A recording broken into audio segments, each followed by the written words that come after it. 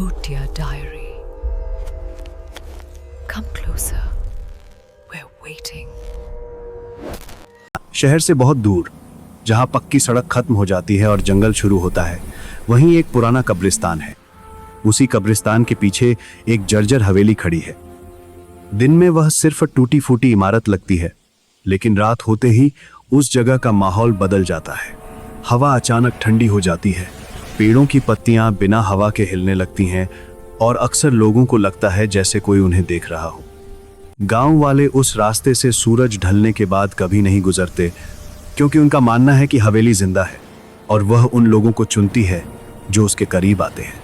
करीब 60 साल पहले यह हवेली जमींदार राजवीर सिंह की थी। राजवीर अमीर और ताकतवर था, लेकिन उतना ही क्रूर और शकी भी। उसकी पत्नी कामिनी बहुत कम उम्र की थी। उसके सपने बड़े थे, लेकिन शादी के बाद उसकी दुनिया इस हवेली की मोटी दीवारों में सिमट कर रह गई। राजवीर को हर वक्त शक रहता था कि कामिनी उसे धोखा दे रही है। छोटी छोटी बातों पर वह उसे मारता पीटता था। रात के सन्नाटे में हवेली से कामिनी की चीखें सुनाई देती थीं, लेकिन डर के कारण कोई भी उसकी मदद करने की हिम्मत नहीं करता था। एक पूर्णिमा की रात हवेली से ऐसी भयानक चीख सुनाई दी कि जंगल के जानवर तक डरकर भाग गए। उसके बाद अचानक सब शांत हो गया। अगली सुबह कामिनी गायब थी। राजवीर ने सबको यही बताया कि वह भाग गई है, लेकिन उसकी आंखों में छुपा डर किसी और सच्चाई की ओर इशारा कर रहा था। असल में उस रात राजवीर ने कामिनी को हवेली के तहखाने में ले जाकर जिंदा दीवार में चुनवा दिया था। अंधेरे, बिना पानी और बिना हवा के कामिनी 3 दिन तक तड़पती रही। मरते वक्त उसने न कोई चीख मारी और न ही किसी को पुकारा। उसने बस धीमी आवाज में कहा कि वह यहीं रहेगी। 7 दिन बाद राजवीर सिंह अपने कमरे में मरा पाया गया। उसका चेहरा बुरी तरह से बिगड़ा हुआ था और उसकी आंखों में ऐसा डर था जैसे उसने मौत से पहले कुछ बहुत भयानक देख लिया हो। कमरे की दीवार पर खून से लिखा था, मैं यहीं हूं। इसके बाद हवेली को हमेशा के लिए बंद कर दिया गया, लेकिन असली डर तभी शुरू हुआ। जो भी इंसान उस हवेली के पास गया, वह या तो कभी वापस नहीं आया या फिर पागल हो गया। लोगों को रात में औरत के रोने की आवाजें सुनाई देती, कभी हंसी तो कभी पैरों के चलने की आहट।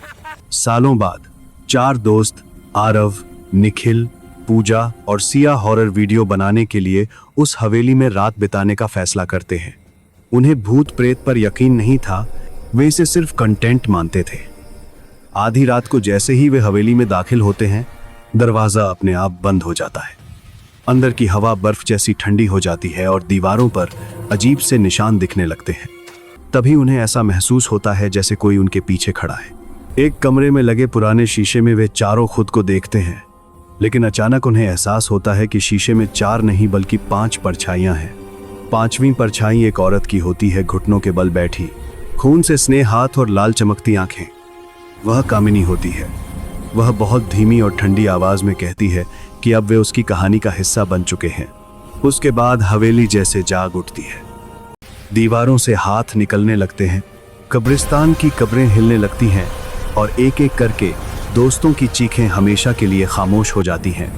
सुबह गांव वालों को हवेली के पास 4 नई कब्रें दिखाई देती हैं। हवेली की दीवार पर फिर से खून से लिखा होता है, दर्द को कहानी मत समझो, क्योंकि कभी कभी कहानी तुम खुद बन जाते हो। आज भी अगर कोई उस रास्ते से रात में गुजरता है और उसे लगता है कि कोई उसके पीछे चल रहा है, तो वह पलट कर देखने की हिम्मत नहीं करता, क्योंकि लोग कहते हैं कि खौफनाक हवेली का राज आज भी जिंदा है और कामिनी आज भी इंसाफ का इंतजार कर रही है। अगर आपको यह कहानी अच्छी लगी हो तो वीडियो को लाइक करना मत भूलिए, इसे अपने दोस्तों के साथ शेयर कीजिए और नीचे कमेंट में बताइए कि आपको यह कहानी कैसी लगी। ऐसी ही डरावनी, रहस्यमयी और सच्ची लगने वाली कहानियों के लिए भूतिया डायरी को सब्सक्राइब जरूर कीजिए, क्योंकि यहाँ हर कहानी सिर्फ कहानी नहीं होती। और याद रखिए, अगली कहानी शायद आपकी हो।